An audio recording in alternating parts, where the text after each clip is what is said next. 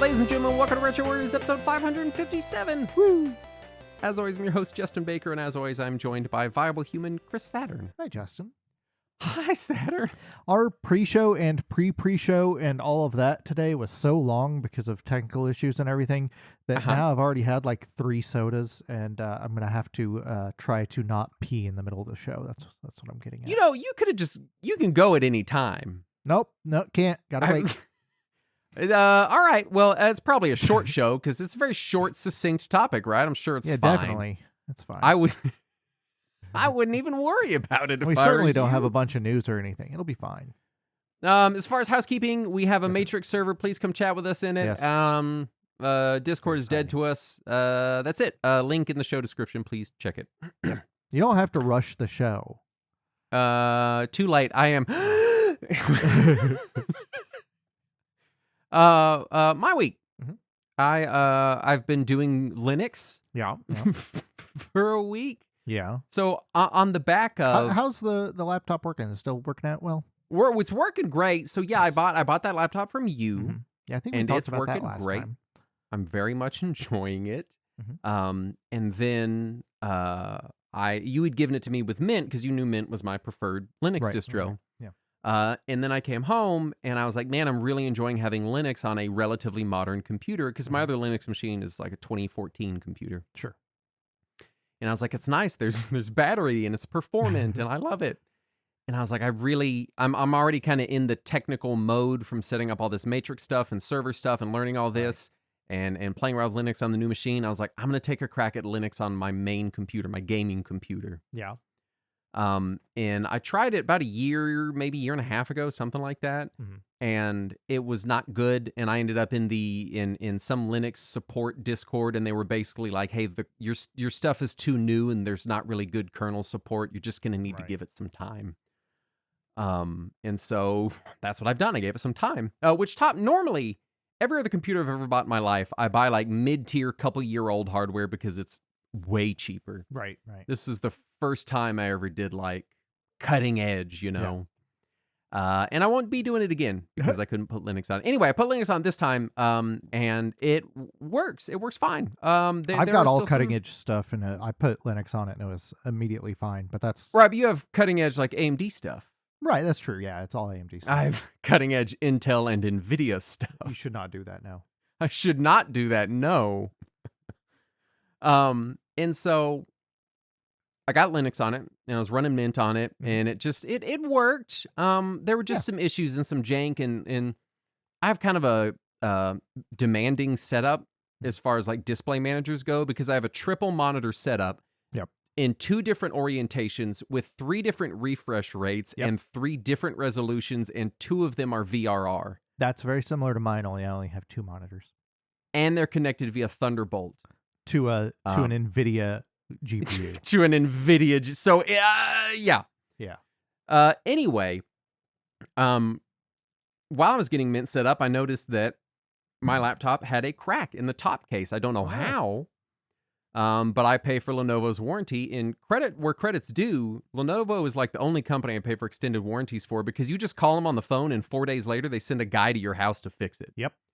It's fucking fantastic because I feel don't bad have because that laptop you bought from me, its Lenovo warranty expired like 4 months ago. Oh no, Saturday, why? It had the 4-year extended everything, accidental everything, but it did expire. And I've had them come out 2 or 3 times to fix stuff on this thing, so I'm glad I paid for it. But because I don't have to go anywhere, ship anything off or anything, it's great. Oh yeah. So I had just put Mint on it, like, and it was all in the same day. I'm like, I'm going to put Linux on it. I'll call and get them to come out and fix the crack, and this computer will be all good to go. Yeah. And I literally just wiped Windows. I call them and they go, all right, cool. We'll send someone out, but can you run a diagnostic for us? And I go, no, I'm in Linux. I can't open your Lenovo software. I don't have it. Yeah, and they go, they have a bootable BIOS diagnostic. Oh, we got to that, but he goes, well, we're gonna need Windows for this. And I go, I don't have Windows. And he goes, well, you're gonna have to get Windows so that we can run a diagnostic before I can send a technician out, or I can't make the work order. And I said, you're gonna make me wipe my operating system and install a different one onto my hard drive to run a diagnostic for a cracked piece of plastic? And he goes, hold on. And so anyway, he ended up telling me about the bootable one. I was like, why don't you just open with that? Just tell me that, dude. When someone says I'm running Linux, that's the sign to be like, all right, we have a UEFI bootable image that you can run a diagnostic. Please do that and email it to us. Yeah.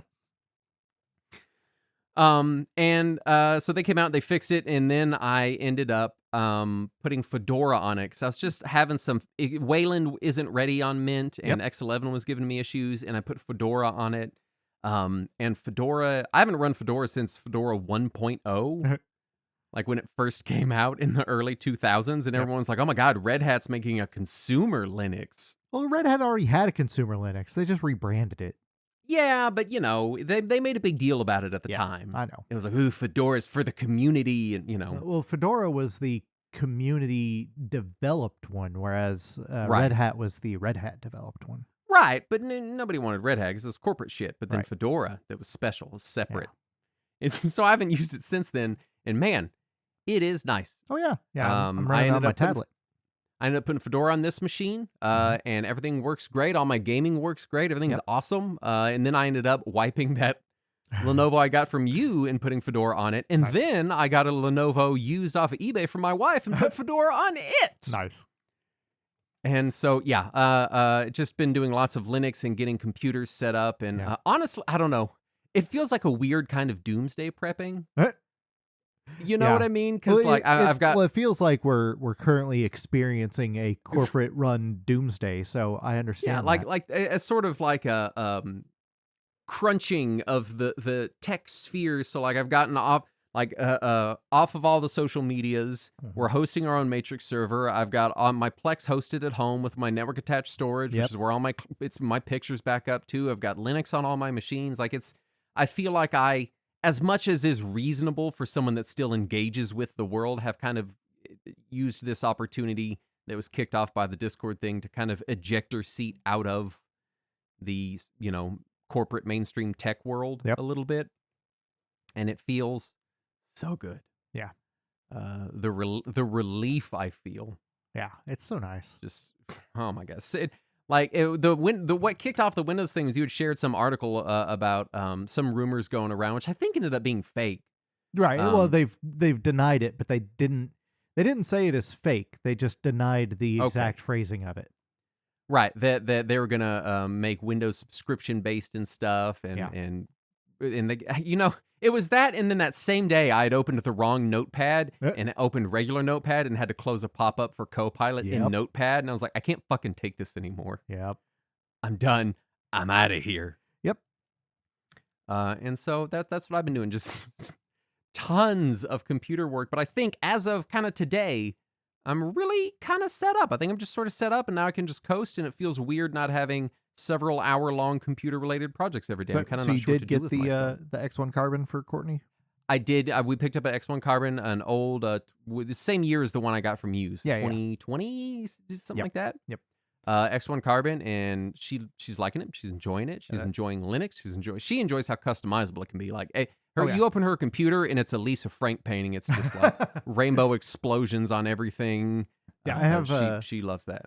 When I got that X13 that you have now, the week before or after I got it, I had gotten issued my new computer at my last job that was that same generation X1 Carbon. So I was using both of those at once for a while there, and man, they're just nice machines.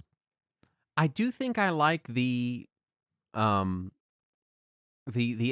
a little more than the Carbon. There's just a couple little touches here and there that make it more usable for me. But they're both very good machines. I'm enjoying them both quite a bit. I did accidentally get her the non-touch Carbon, so she was a little upset about that. But I don't know. I do like the feel of the Carbon's case slightly more than the X13, but otherwise, I'm with you. This is dumb, but headphone jack on the left side is a huge feature for me.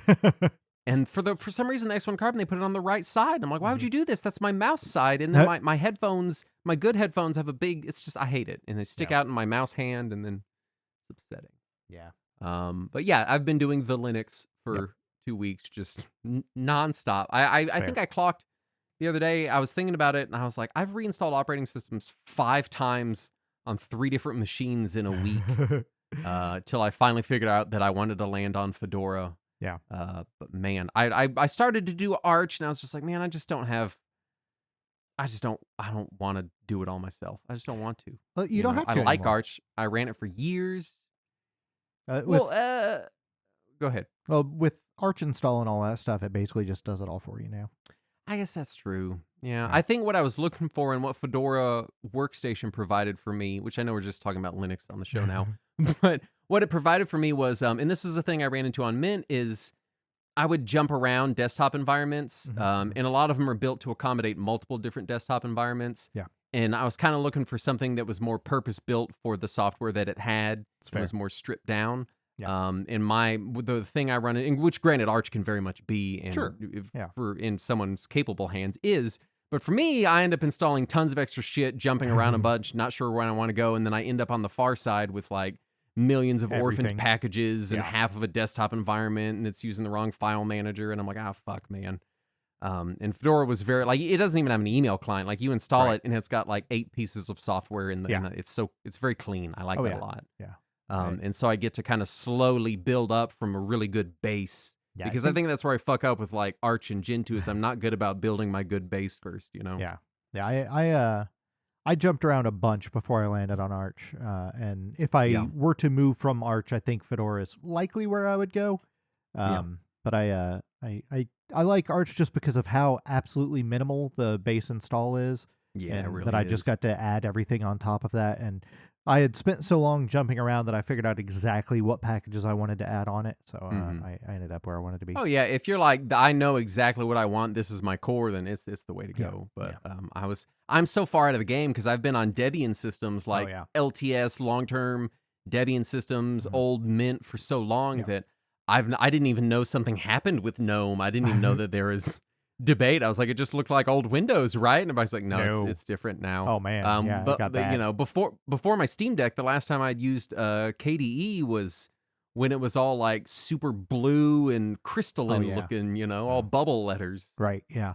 So a lot of it was just like, I don't know what I want and what's available. So Fedora was nice because it's like, hey, here's just some kind of sane, relatively not cutting edge, but you know, new packages. Until I started jumping around between distros last year, the last time I had used KDE was Fedora 5 when that was still the default interface for Fedora, and it was a while ago. I will say, and then we'll quit talking about Linux. I swear, for the people that are like, "What the fuck is happening on this show?" But for the 10 other Linux geeks out there, they're like, "Yay, Linux!"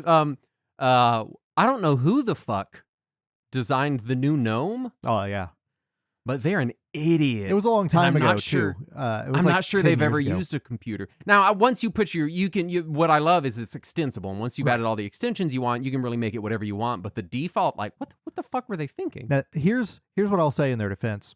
All right. I installed Fedora on my Surface because I use my Surface as my e-reader. And the new current GNOME as a tablet interface is fantastic.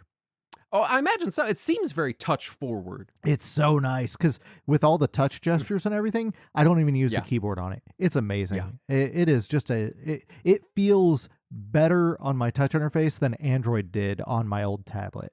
It's so great. I logged in for the first time in the new GNOME, and I was like, all right, where are my desktop icons? And I Google, and they're like, there's no more desktop icons. They should be clean. And I'm like, so it's just a big square of nothing then? That's a good fucking efficient use of space. And then I was like, all right, I had Element and Steam and stuff running, and then you minimize them, they go to your tray. And I go, well, where's my system tray? What's running in the background? And I look online, and they're like, well, things that are running in the background should do it this way. And I'm like, tell me you're an engineer without telling me. Like, I know it should be that way, but no software does do it that way. Right. So can we do something that actually, you know, is functional? Yeah, once I add Arc Menu and Dash to Panel, that's when I start to feel like I'm at home. Those are my two. Arc Menu, Dash to Panel. I got one that adds my system tray. Here's my favorite, and then I swear we'll quit talking about Linux. For anybody running the new GNOME, there's an extension called RunCat because I like having system monitors in my tray. And it's a cat, and it's at at 0%, it lays there sleeping, but as your CPU ramps up, it starts running faster and faster and faster and faster. No.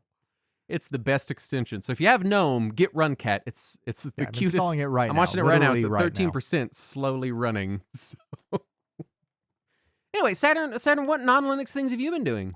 So I still plugging away at Dragon Quest 7, gotten a little bit further in the game, and it's still Yes. really good. It's just a really good Yeah. conversion of it. I have started to notice some of the things that are that were removed and missing from the original, but I don't think Okay. they're really detracting from it very much. That's good. My biggest issue is just how easy they have made it. Like, it is Mhm. laughably easy. It feels like a game that really wants to play itself and is excited that a player has come along to watch it. It just wants to perform for you. Yes, it really wants to be a Dragon Quest and be like, look at me being Dragon Quest over here. Oh, you wanted to play? No, no, no, don't worry about that. Let me take care of it for you. Yeah. Which is weird, and I'm not 100% on board with it, but it's fine. It's fine. But also, I finally have decided to try to use an LLM AI for something. Oh. So I've been having an issue with my laptop for about a month now, where it Mhm. was failing anytime I would go to sleep. Like, it would just crash, hard crash. Yeah. And I would have to hard power it to get it to come back. And I finally decided, you know what?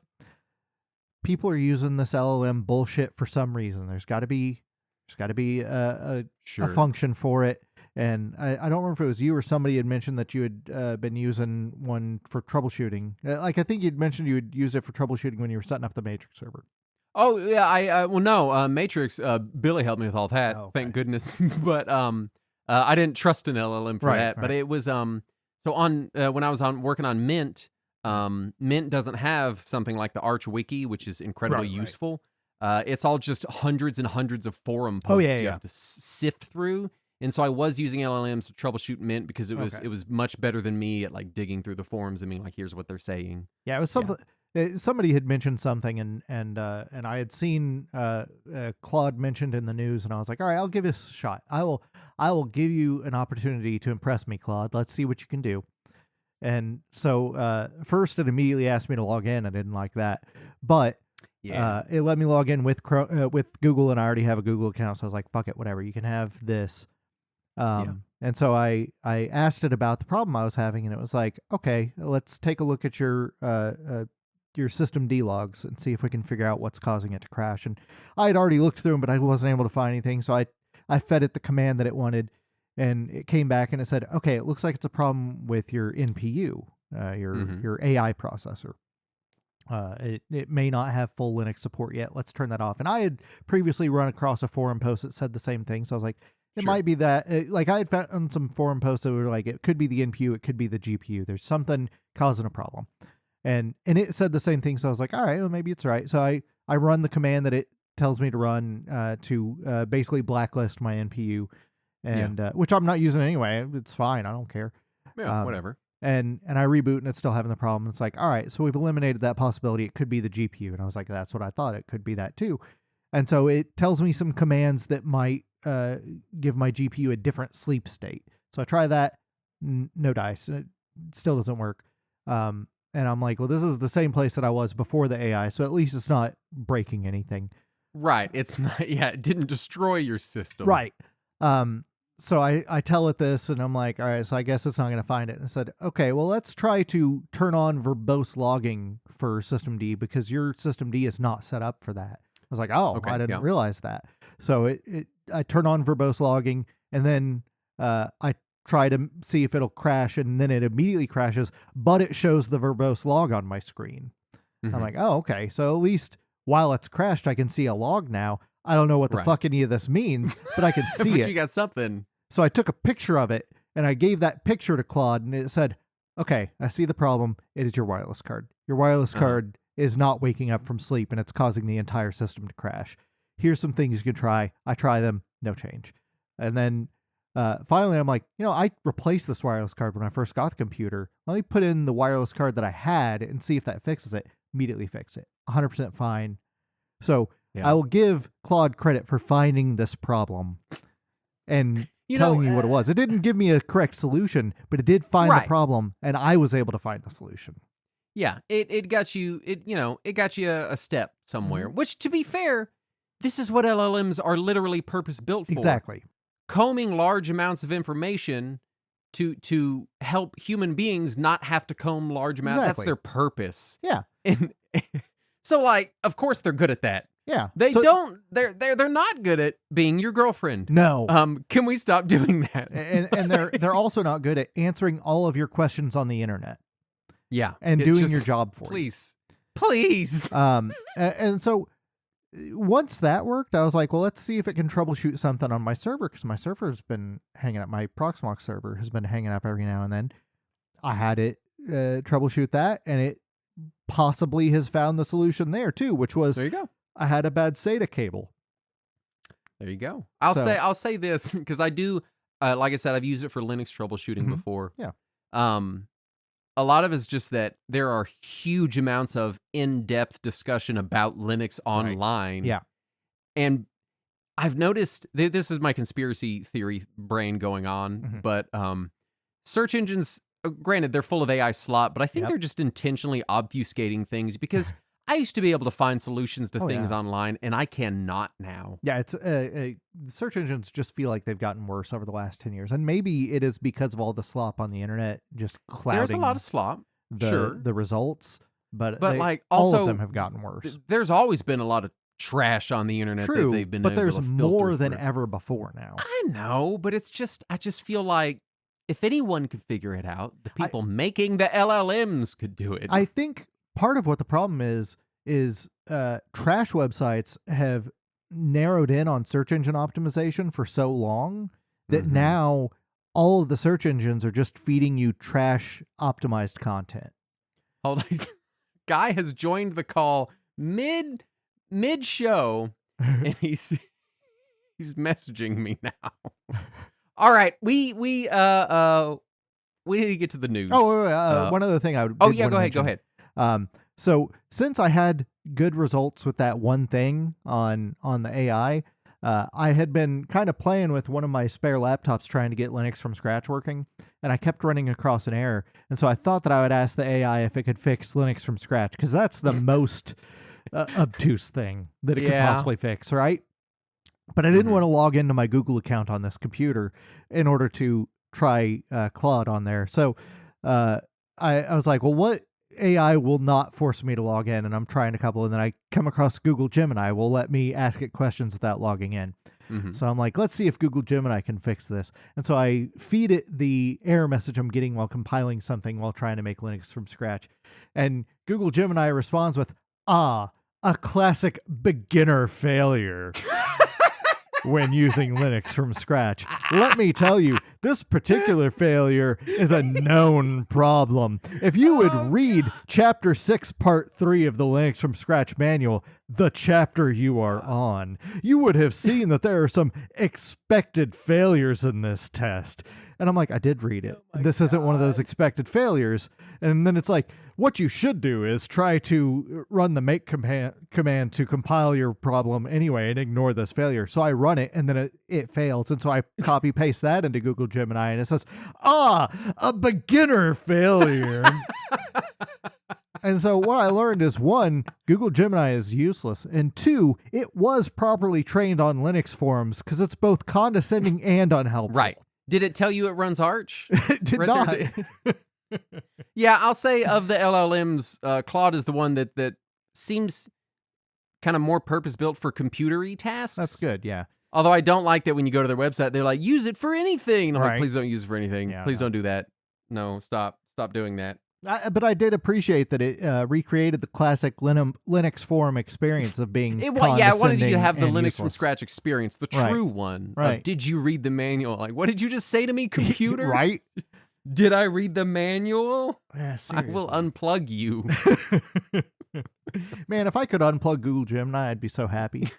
Yeah, me too. I'd be very happy. Now let's do the news. Okay, yeah. First up, Eurogamer parent company Gamer Network, a division of IGN, which is itself a division of Ziff Davis, which still exists, I don't know how or why, has announced layoffs across editorial and writing staff. We saw that one coming, but it sucks because Eurogamer is still a pretty good website. Yeah.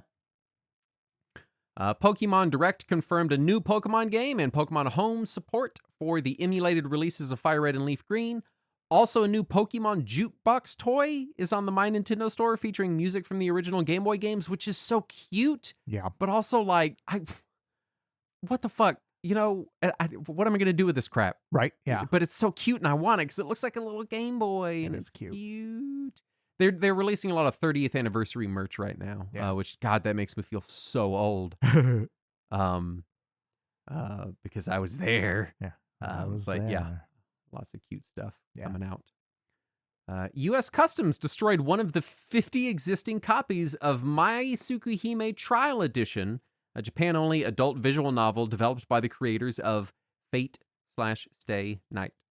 Did you see the pictures of what Customs did to it? No, I read the story, but I didn't see the pictures. It's like they ripped the floppy disk into pieces. And then they ripped the actual data disk inside of the floppy disk into pieces. Why? Well, they're searching for illegal code or something. I don't know. There's no reason. There's no good reason for what they did. Files are in the computer. Right. It's infuriating. Depressing. But I'm not shedding tears over this adult visual novel, but just the fact that for preservation's sake. Exactly. Yeah. It's sad. Microsoft and Blaze have announced Activision Collection 2 for Evercade. Yeah. Also, which has Pitfall 2, which is the only important Activision game on it. Which we've all been waiting for so patiently, right along with Saturn. Also, a new rare-themed Super Pocket compatible with Evercade carts will come prepackaged with Banjo-Kazooie, which is just... Do you remember in the mall in the early 2000s, you'd walk by and it'd be like a Sega Genesis with a Super Nintendo controller playing an Atari game. Yeah. And it would have a 10,001 cartridge, and you'd be like, that is some jank crap. When I worked at EB, there was a cart right outside of our store that sold an N64 controller with a built-in Famiclone that had a Genesis controller that attached to it as player 2. So we've gone full circle now where we're getting these weird, like, again, Evercades are nice. I have one of the handhelds. Like, they're nice machines for what they are and what they're trying to be. So no shade, but it's just, it feels so wrong to see Banjo-Kazooie running on this weird, like, off-brand Game Boy looking thing. Yeah. With a D-pad, right? And it makes me think of those mall kiosks. It's got a D-pad. How are you going to play Banjo? Right. Maybe I'm not good enough at the game. I'm missing something, but it seems like a bad fit. You would think that game actually has proper analog controls for analog movement, too.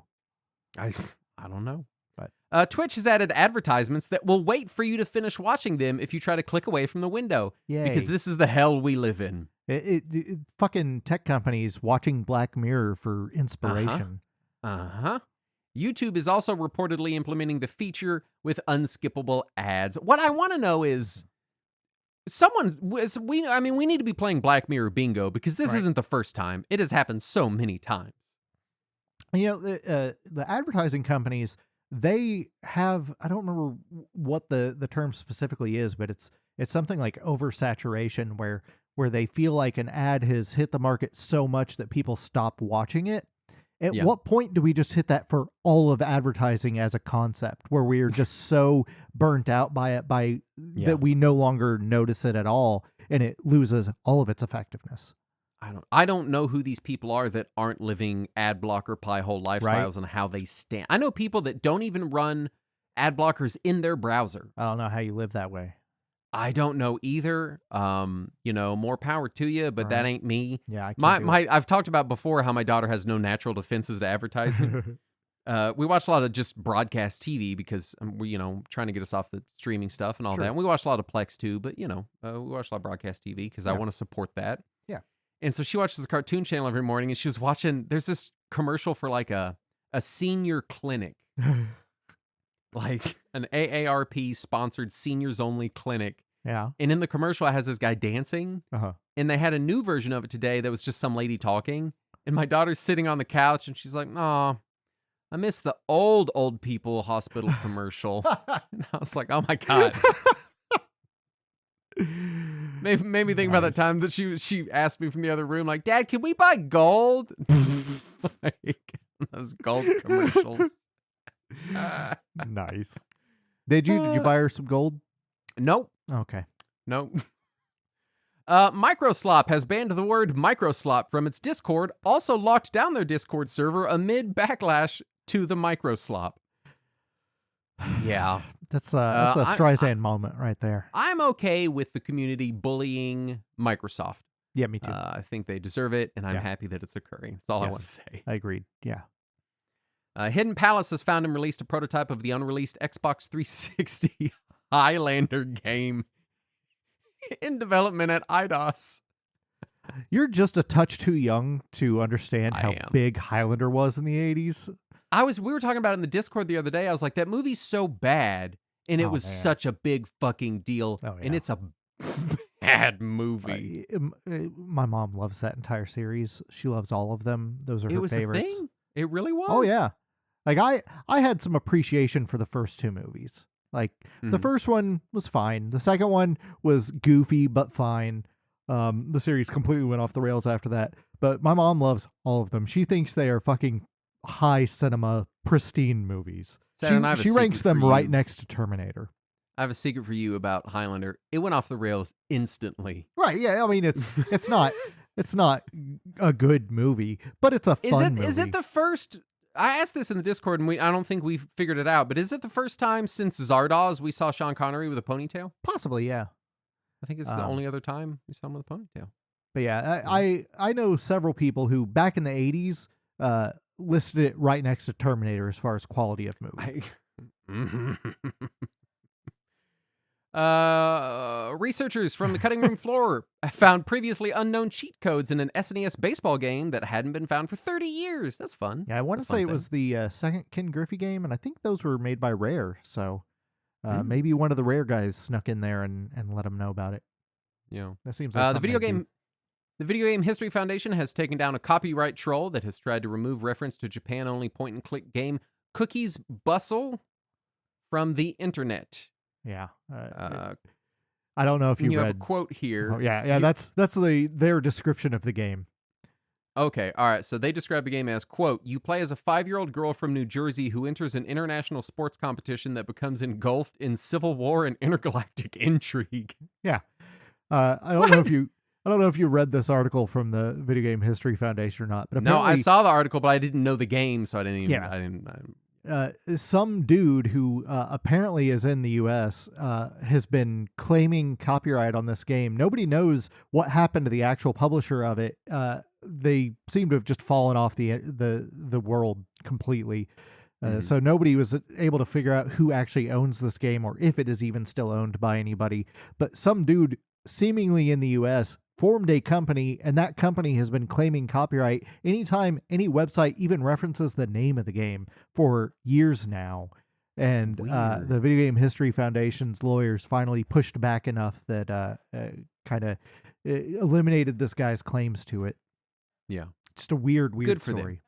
I wasn't as excited about the story as I was excited about the fact that the Video Game History Foundation got to actually put some legal muscle out there, which I don't think they should ever have to do, and I'm sure it was stressful for them. Yeah. But it's nice to see them prove to people like that, they're like, hey, we're not just going to lay down and take this. Like, we do, we are going to defend our what we think is right. Right. So.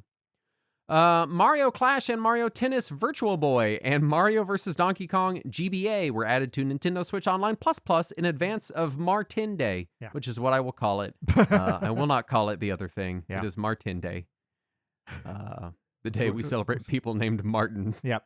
Yeah. The fancier version is Martinet Day. That's when we just celebrate Charles Martinet. We should call it that. The person that Nintendo seems to have divested themselves from. Right. I mean, they still let him do the voice and everything, which is so generous of them. Do they? Is he still in? Does it in the games? Not in the games, but like in public appearances and everything, he can refer to himself as the Mario Emeritus and do Mario stuff. They will allow him to discuss the work that he did for them for decades. For his prior generous. Yeah. Sony has announced they'll be pulling back from publishing first-party single-player games on PC. Will continue to publish multiplayer games on multiple platforms. I'll say. I'm shocked it took this long, but also I'm upset that it is happening. So, yeah, Yeah, Yeah. pretty. Another FF11 server was locked due to overpopulation. I'm claiming credit for this one. I think we did this. Yeah. I'm 25 just years gonna say after the that's us. game, almost 25 years after the game released, we have surged its popularity. We revived it with Yeah, our definitely episodes us. on it. Yeah, that's what it was. Former LRG owner Josh Fairhurst uploaded a prototype build of the Saturn port of FMV game Prize Fighter to the Internet Archive, which I think he had been holding on to and been a little stingy with. Yeah, and also they just released that, or they're about to release that Prize Fighter re-release on modern consoles. Yeah. So at least he is also making it available on Internet Archive, in addition to There you trying go. to sell it. And finally, Sony has begun a large-scale A/B price test for games on the PlayStation Store. I don't like this at all. Yeah, I don't like it at all either, and it's just going to get worse. For anyone that's not already buckling down for holiday 2026, Yeah. get ready. It's going to be fucked. It's going to be real fucked. This has always been one of my concerns with everything moving digital only, is this A/B price testing, where some people have to pay more than other people for seemingly no reason. I don't want it. I don't want that at all. Yeah, upsetting. Yeah. Which brings us to our topic at hand. Old stuff. Which is Taito. Yes. Everyone's favorite company that they know all about and don't forget about ever. What? A lot of the time. What? How could you forget Taito? Synopsis. Warning, a huge battleship Taito is approaching fast. I'm not the biggest Darius fan, but I always love that screen in Darius. That's like my favorite. Biographical info, founded August 24th, 1953 by Michael Misha Kogan in Tokyo, Japan. I couldn't find definitively if his name is pronounced Michael or Michael. I don't know definitively. So, I'm guessing with that nickname, Misha is probably not the way I. But I'm still going to pronounce it Michael throughout this, just because I'm a dumb American. And that's what we do. It would be more embarrassing if we tried anything else. Exactly. So we'll just take the minimum amount of embarrassment and try to move past it. As far as first encounters, I'm struggling to think. Probably Bubble Bobble. Yeah. Because Taito to me sort of is Bubble Bobble. Well, Bub and Bob were their mascots for a little while there. True. Space Invaders was way before me. I didn't come to Darius till well after the fact. I'm trying to think of other like big Taito properties. But I think Bubble Bobble would probably have been it for me. That's fair. They were kind of they were the Bubble Bobble people to me. And still kind of are a little bit, although I've come around on Darius. Some of the newer Dariuses, especially that one on PC a couple years ago that had way too much DLC. Yeah. But if you got it all on sale for like $20, it was just the deal of the century. Right. Yeah, I think I had that physical on my PS4 too. Yeah, that was a good one. It wasn't Cosmic Collection was the arcade games. What was that one called? Darius Burst Chronicles. Yeah, Darius Burst Chronicles. Which was just a port of a PSP game, actually. Right, but they added. I don't think the PSP game had all the extra shit. No, it did not. Yeah, that was all added. They added a ton. They even added Fantasy Zone to it, which is nice. Which is what makes it the best. Yeah. Anyway, Saturn first encounters. Yeah, probably Space Invaders on Atari.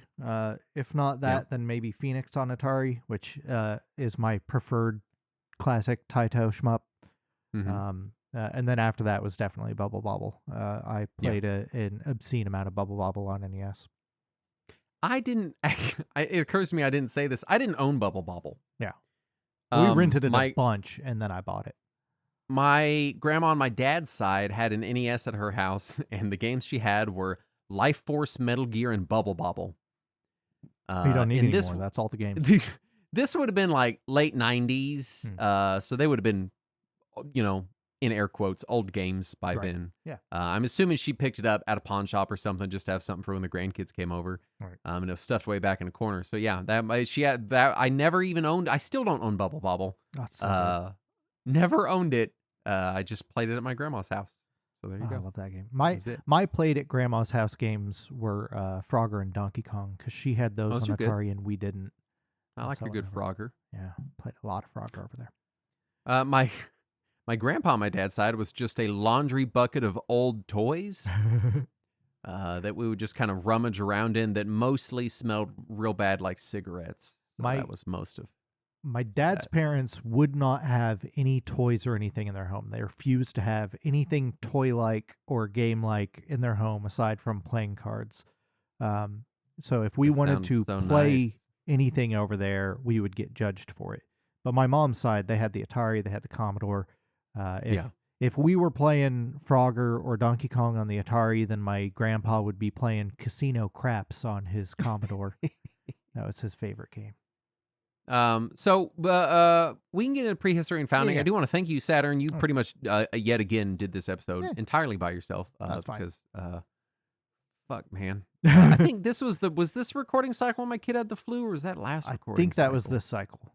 Was it? I think she had gotten sick like a day or so before we started recording.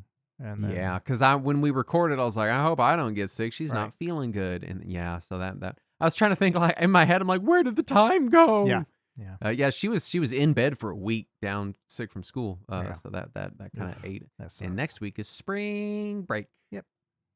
Yay! So Saturn, tell us about Taito, kind of prehistory and founding and where they came from. Yeah, so we start with Michael Kogan. He was born in Odessa, Ukraine, which is a classic Japanese city.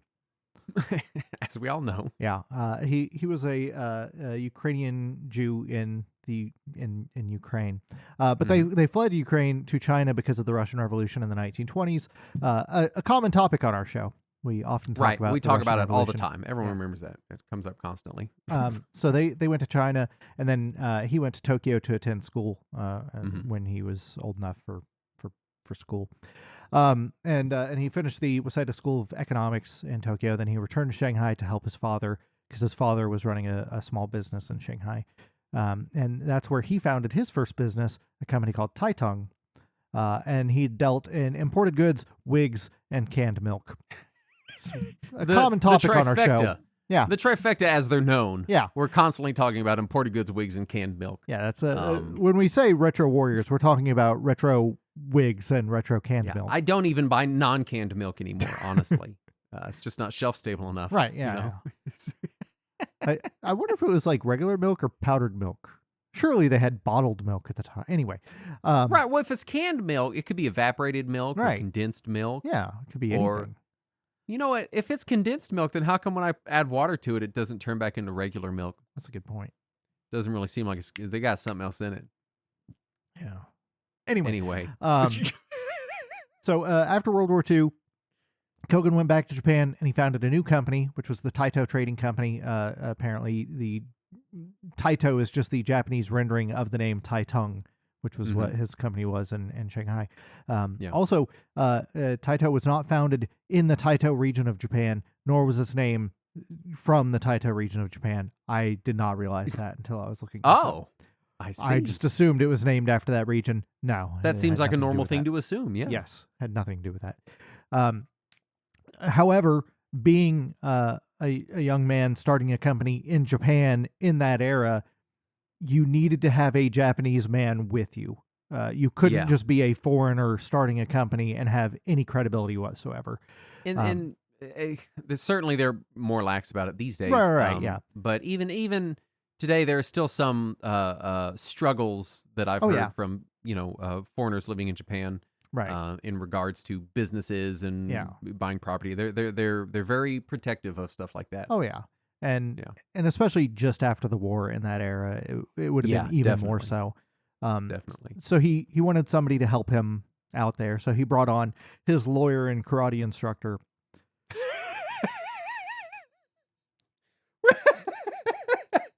Pause for reaction. What a fucking resume, right? This is my lawyer, chef, and karate instructor. Apparently, and I was reading about this guy, the guy Akio Nakanishi, who is his lawyer and karate instructor, also apparently previously worked in the newspaper business. This guy gets around. Journalist, lawyer, karate instructor. What can't he do? Right. I want to know more about this guy. Yeah, that's what I was trying to find out. I found very little about this guy, except for he was his former lawyer, karate instructor, and a newspaperman. Awesome. But anyway, Akio Nakanishi teamed up with a canned milk salesman to make video games. Exactly. That's basically the story so far. So Nakanishi helps Kogan as his co-executive founding the company. Yeah. And here, we're not even to video games yet. We're still in just what is Taito, and what are they? They're a vodka company.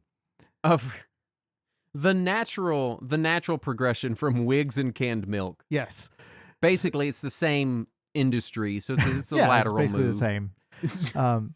So yeah, they start selling vodka. They team up with a local distillery to help them make their vodka, and then they started selling peanut vending machines. I have no idea where this guy is going, but I like his path. Was peanut vending machines a thing? I mean, obviously it was. Well, they sure. sold them. Yeah, well, they had peanut vending machines even when I was a little kid. You would put a quarter in and you would spin the dial and it would spit peanuts at you. Excuse me? Yeah. It was like loose the peanuts? candy. Yeah, like the candy machines, only it would be roasted peanuts. You remember how you used to be able to go to a machine and just get a handful of chiclets? Yeah, well, first of all, yes. They're definitely one of those millennial memories that people are going to be like, you just ate loose candy that came out of a weird container in a pharmacy, and you're like, yeah. Yeah. It wasn't sterile or healthy, I'm sure, but I always imagine the person putting it in there wouldn't dump it. They'd grab handfuls of it, basically, I'm sure, yeah. Ungloved hand. Right? They wouldn't use a scoop or anything. They just shove it in there. Do you remember the ones that there were the smaller standalone ones? And it'd be like a rectangle, and they're all plastic, and it'd be 3 slots on the front. Yep. And I've seen those before that'd be like chiclets, M&Ms, and then peanuts. Yep. But never like a dedicated peanut vending machine. See, I would occasionally see some when I was real young that were just roasted peanuts. And it was usually like the bubble kind, like the gumball machines. Uh-huh. And it would just have some roasted peanuts, and then you would get your peanuts, and then you would immediately have to crack it open to get to the peanut inside of the shell, which meant that you would just be throwing a peanut shell somewhere. So you were making the ones all I'm kinds talking of about were shelled. They were shelled peanuts just in a loose container. Yeah, I saw those too. Yeah. But no, the ones that were like dedicated that were just peanut were usually still in their shell, and it was in a bubble. That's what I remember. Yeah. Anyway. The vending machine I'm thinking of, it was our pharmacy Eckerd. Yep. Which is a fight. In 2026, my wife and I, one of the things we fight about is whether or not Eckerd is singular or plural. It was singular. However, some of their stores did call it Eckerd's Drugs. Everyone called it Eckerd's, but there was no S. No, there was the technical name of the store was just Eckerd, but some of their stores were branded as Eckerd's Drugs. So you get both. I'm not going to reveal that information to her because that hurts my position. Anyway, what comes after peanut vending machines? Where do we go then? I can't even imagine. What? Next is jukeboxes. So they had their peanut vending machines, and then they moved into jukeboxes, presumably because they were already working with coin mechs for their peanut vending machines. Right. Imported goods, wigs, and canned milk straight into vodka, peanut vending machines, and jukeboxes. Correct. Yes. The natural progression of a video game company. Yes. So after they had started working on all that stuff, the Japanese laws regarding alcohol started to get more strict. So they decided to drop the vodka business and move entirely into coin-op machines. Because they were already dealing with jukeboxes and peanut vending machines, which are coin-operated. Right. And then they started to make their own electromechanical games in the mid-'60s. That's really where what we know of as Taito today got its start, was with electromechanical games. Penny arcade games. Right, yeah, that kind of stuff.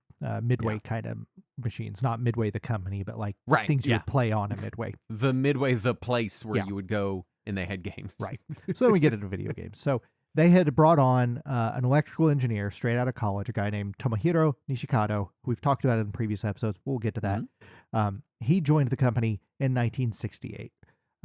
And he was more aware of modern electronic programming than pretty much anyone else at Taito. Like, they were kind of like fumbling their way into making these electromechanical games, but it was guys that had been, 10, 15 years out of college. They're going from peanuts to this, so they're having a hard time. Yeah, they're still covered in vodka and canned milk. Right. So, they're in peanut mode. Right.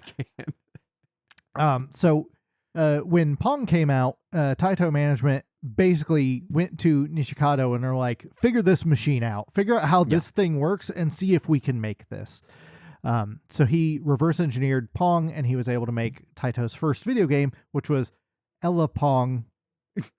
I'm guessing Ella Pong is supposed to be electric Pong? Electric Pong. But or maybe Pong was electronic already Pong. electric? Yes, it was already electronic. But this one is electronic Pong. Okay, then. It plays on a video screen. Uh-huh. Yeah, I've heard of those. I have Similar one next to my Pong. peanut vending machine.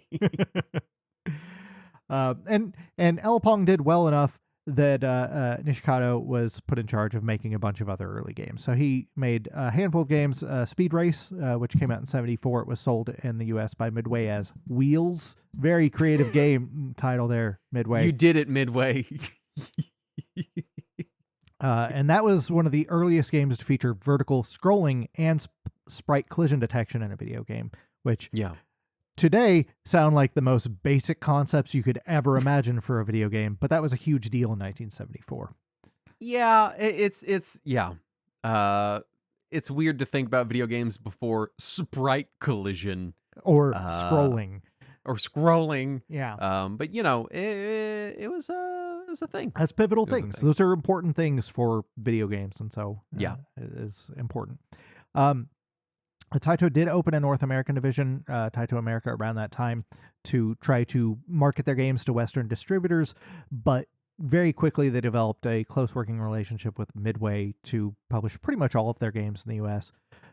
Midway's Western adaptation of Taito's game Western Gun, Midway couldn't get the same chips that Taito is using in Japan for a reasonable price, so they completely rebuilt the game on Intel's 8080 CPU. Just to save some money.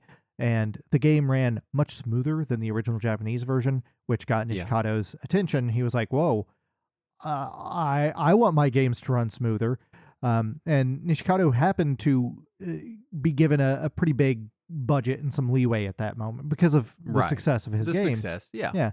So they basically told him he could do a little bit more than what he'd been doing. So he immediately was like, I want those Intel chips. I want the chips that they were using in America. Because I want to make my own game.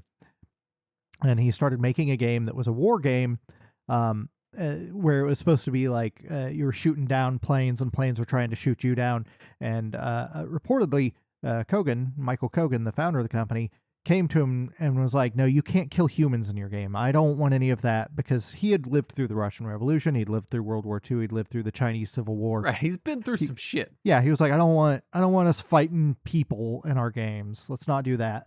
And so Nishikado replaced the planes with War of the Worlds inspired spaceships and made Space Invaders. Yeah. I don't think anyone ever heard of that one, Saturn. Can you describe it to us? No, it's a forgotten game. It's lost to time. We did a whole episode about this back in episode 293, but there was rumors of coin shortages. There were invader houses. I don't remember if we talked about invader houses or not. This doesn't sound familiar to me. So they were arcades populated entirely by Space Invaders machines. That's nuts. Yeah, it was just a room full of only how Space many Invaders. The lifespan of that business model had to have been like 2 years or about less. 5 years. Really? About 5 years, give or take, of just invader houses that were either solely Space Invaders or Space Invaders and Space Invaders inspired games. Wow. That's longer than I would have anticipated. I don't know how big those rooms were. Like 5 years is longer than like Beanie Babies were popular. You know? Like I mean, if you think about it, that's 78 to 83. That's Space Invaders was huge during that time. It's hard to understate how big it was in Japan. I mean, it was big here too. Oh yeah, it was massive here too. Because Midway had published it over here, and then Atari licensed it from Midway, who had licensed it from Taito, and it was the first killer app for the Atari 2600, at least credited as such. It's a huge thing. We talked all about Space Invaders. It was a huge thing. Episode 293, about 300 episodes ago. It is, my God. Right? It doesn't feel like it was that long ago. It does not. I feel like we just did it last year. Right? And that is generally credited with the kickoff of the golden age of video games. Because that was, I guess, Pong would be the Stone Age, and Space Invaders would be the Golden Age. That's when you start to see games. I that mean, actually have obviously, some like play. video game history is more granular than that. Sure. We can talk about Ralph Baer and other Right. stuff like that. But as far as like mainstream consciousness, Yeah. it was very much like Pong into Space Invaders. Yeah, and Space Invaders is when you start to see actual difficulty, actual Collision. Yeah, if that's true, yeah. You really start to see mechanics in the game that isn't just push a ball back and forth. Yeah, move a dot, and here's a gel overlay that Right. helps your imagination realize what it's supposed to Exactly. be. Yeah. Yeah. So this is when we start to get into the peak of Taito as a video game company. You have Space Invaders, which brought them just absurd amounts of money. And they used that money to fund other arcade game development. Other big hits they had in the very early 80s were... the bank hated them because all their deposits were in quarters. Yeah, all quarters and 100 yen coins. So early 80s, you saw big games like Kicks in 81, Jungle Hunt in 82, Elevator Action in 83, which all three of those did extremely well in arcades, internationally, both in Japan and over here. In 84, Michael Kogan died of a heart attack, unfortunately, during a business trip to the U.S. in Los Angeles. His son, Abraham, quote, Abba Kogan, Named I don't after know, the band. Probably named after the band. Possibly. The time period does line up.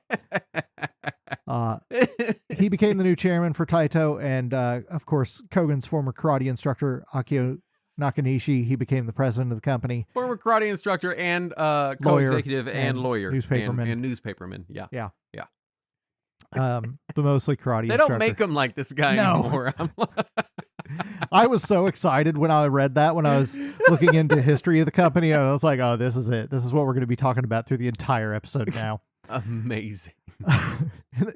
This is one of those things that because when I do the research for the episodes, I always start on Wikipedia and then branch out from there. And on Wikipedia, it didn't mention anything really exciting or noteworthy. And then as I was going into other websites, I found some website that was like history of Taito that was like granular, and it talks about this guy being a karate instructor. I was like, no, this is important. I need more information. Hold on this a man. minute. In 86, Taito agreed to an acquisition deal by Japanese electronics giant Kyocera, who in the U.S. we mostly know as that company that briefly made cell phones. Yeah, Kyocera was a thing for a minute here. Yeah. Kind of forgotten now, but, you know. They're still a Japanese electronics giant to this day, but in the U.S. we just briefly knew them as a cell phone company. I guess I didn't realize, Yeah. I just assumed they'd gone away. No, they're still big. And then... two of the divisions of Kyocera, Pacific Industrial and Japan Vending Machine Company, were both absorbed into Taito because Kyocera basically just let Taito run as a completely independent company and pushed some of their Taito adjacent businesses into Taito to just let them do their thing. Right. So it was pretty much all hands off. Taito continued to see big business, Bubble Bobble, Arkanoid, Darius, Operation Wolf, Chase HQ, all in the mid to late 80s. Oh, big Operation big Wolf. I forget about that. Oh, yeah. My video store when I was a kid had an Operation Wolf. Big one with the gun. Yeah. Arkanoid is another big one for me. Arkanoid is also big. So I love Arkanoid, but I very rarely played like a name brand Arkanoid. Oh, really? Because there's a lot of Arkanoid clones out there. See, I think of Arkanoid as the clone of shit. I've suddenly lost the name. Breakout. Thank you. No, Breakout was before me. Yeah. But growing up, I had like a CD-ROM, some jewel case, Arkanoid, 10,001 game clone thing of Arkanoid. And it wasn't until recent years that I went and actually explored real Arkanoid. Yeah. Yeah, I love Arkanoid. Because we had some knockoff. But I also love Arkanoid. We had Super Breakout on Atari, and that was one of my dad's favorite games. So we played a lot of Breakout. Yeah. And then Arkanoid I had rented on NES and was like, this is just Breakout. I don't see what's important about this. And it wasn't until like 10 years later that I went back and played the NES one again and started getting power-ups. And I was like, oh, that's what's different. So I enjoy Arkanoid. Yep. Also, Taito's music and sound department at the time founded their own experimental synth pop band called Zuntata. Excuse me? What did you just say? Yep. So there was an experimental synth pop band inside of Taito. The band created the soundtracks for several Taito games, starting with The Ninja Warriors, and Zutada's albums were sold by Pony Canyon for several years before Taito started distributing them themselves. So they actually had a label. They were a published music artist selling video game music. I know that I feel like this is the thing that I've been saying on the show a lot lately, but I'm on their YouTube channel right now. Checking out they're Zutada. Still doing shit. They are still doing shit. As recent as 3 days ago, they got some new albums out. They got an album called Night Striker. Looks like some crazy synthwave looking shit. Yep, that is Zutada. They're still around. I'm excited about this. And Taito formed several home console divisions internationally in US, Canada, Europe. None of these saw the success that they had in Japan. They were all shut down by the mid to late 90s, which is unfortunate.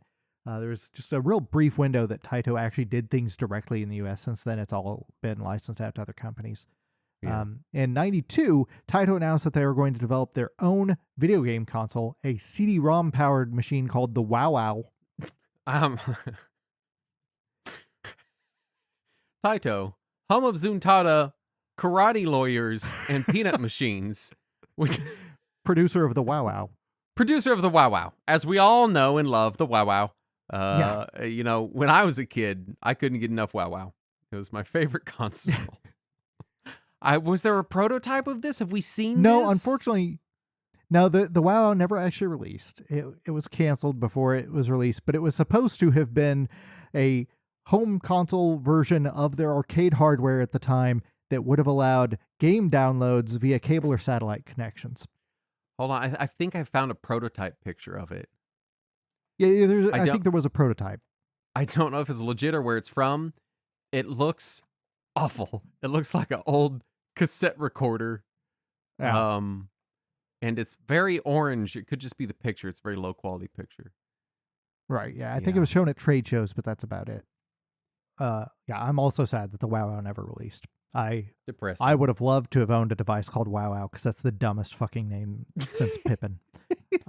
Anyway, so that's kind of where they crested, was in the late 80s, early 90s. Unfortunately, then we have to go downhill.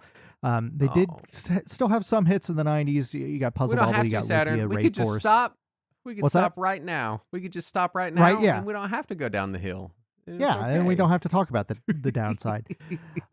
Unfortunately, things kept going. Their lack of international presence, decreasing sales. Plus, they were still kind of focused on arcades, and that just wasn't where the market was at the time. Yeah. Just saw them continue to shrink as a company. And it wasn't like there was a major crash. It was just kind of a slow fizzle, just losing steam. And they just continued to decrease in presence. By August 05, they were bought by Square Enix. Square Enix bought them from Kyocera for 45.16 billion yen, 409 million USD, which is still, a pretty reasonable amount of money for the company. That's respectable for an aging arcade focused peanut vendor. Right. Yeah. Square Enix has continued to operate Taito as a separate company. However, their home console division, which they briefly operated separately, has since merged back into Square Enix proper, so they handle all their home console releases. They do still continue to exist today as an arcade game label, and some mobile games are released under the Taito name. There was some disagreements between Square Enix management and several of the Zutada members, so they left Taito. Zutada doesn't fucking sell out, you guys. They're right. I can't. I'm so excited to listen to their music. I can't wait. Right. Yeah, the Zutada division of the Taito division of Square Enix does still make some music, mostly for Groove Coaster, which is a series that Taito releases on iOS and arcade and Switch. And then, of course, a few years ago in 2018, Taito announced their return to the console game market with new games based on classic IP. These are published in Japan by Square Enix, but mostly licensed out to other companies overseas. Your new Bubble Bobbles, your new Puzzle Bobbles, stuff like that. Yeah. So we are seeing some of those now. And I feel like we reception on their newer stuff has been relatively positive. Yeah, it's been kind of lukewarm on some of the newer Bubble Bobble stuff. I mean, it's okay. Um, yeah, I'm seeing It's some like C pluses. Yeah, I mean, none of it's You know, bad, but none of it's exceptional. right? It's just and there's nothing standout, and that's Mm. my fear is that eventually Square Enix is going to be like, you know what? Never mind. Yeah, that's my fear. Um, yeah. Have But we have apparently, they their arcade and mobile division is still doing pretty well in Japan. So That's they good. don't seem to be showing any signs of closing it soon. Hopefully. They used to have Taito collections. When is our last Mhm. Taito collection we got? Was that PS2? Yeah, I think it was PS2 era. Yeah, it was just Man. before Square Enix bought them. Yeah. Yeah, Was the last I one, really I wish they would do some more of those cuz right? Taito Legends, that's what it was called. I was Yeah, looking it up. yeah, because Um there's some fantastic games. I love those collections, and I would love to see Square Enix re-release them today. But those are old blocky games, and Square Enix doesn't do that very often. this is true. Who wants to play these old blocky games? That's just sad stuff. Yeah, Um let's talk legacy. yeah, Obviously, people know about Space Invaders. yeah, yeah. It is along with Pac-Man the default video game in any mainstream media that needs to somehow depict a video game or play a video game noise. And also, Um, if they ever need an icon to represent video games, it's always a Space Invader. Still a Space Invader, yeah. Yeah, So that's a thing. Like you said, they're still making Bubble Bobble and Puzzle Bobble, and they're seem okay. yeah, they're fine. I picked up not the newest one, but the last one, Bubble Bobble for Friends or whatever Hmm. on PS4. I still haven't Yep, played it. But I've picked that one up, and it's pretty good. we got the new Darius, Yeah, which was yeah. good, and then And we got the 10 Cosmic years ago. Collections. Oh my god, I'm so old. Yeah. Don't just say things like that. You can't just drop that on me. Yeah, a decade ago. Yeah, okay. Oh man, I was just looking at the Taito Legends list and I saw Zookeeper and I was like, oh, I loved Zookeeper on DS, but that's not that Zookeeper. Yeah, it's not that. Um, Getting into final thoughts, I don't have much. Taito's the Bubble Bobble people. I'm glad they continue to be the Bubble Bobble people because if they're going to keep existing, I want them to do Bubble Bobble.